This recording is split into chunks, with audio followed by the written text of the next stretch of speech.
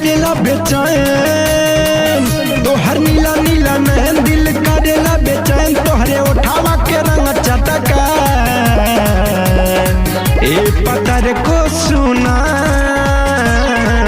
जान मार ढोढ़िया तहार। ए पतर को सुना जान मार ढोढ़िया तोहार।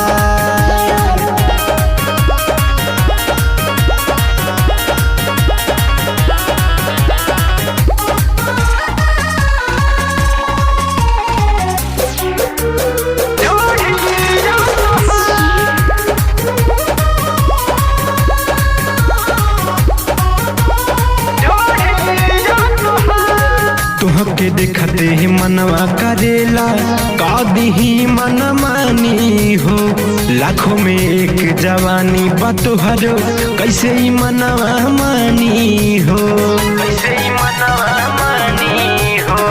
तुहके देखते ही मनवा करेला कादी मन मानी हो, लाखों में एक जवानी बतोहरो कैसे ही मनवा मानी हो। नइखे होला बरदा पूरा कर तनिया, नइखे होला बर्दाश्त पूरा कर तनियास, नहीं जिए देता कजरा तहार।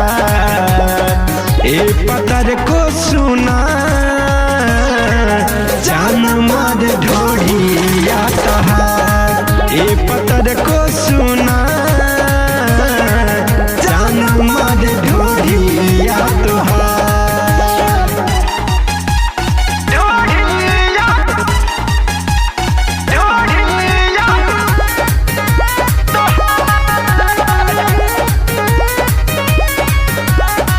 दिलवा घायल करे करे जा तुहर पातर कमरिया हो, तुहरा ऊपर से हटेला नहीं बिकू के नजरिया हो, बिकू के नजरिया हो।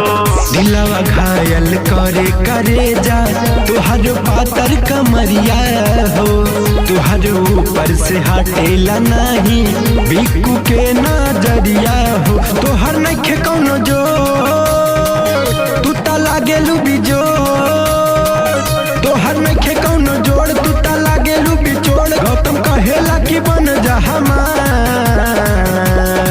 ए पतर को सुना जान मार ढोढ़िया तोहार। ए पतर को सुना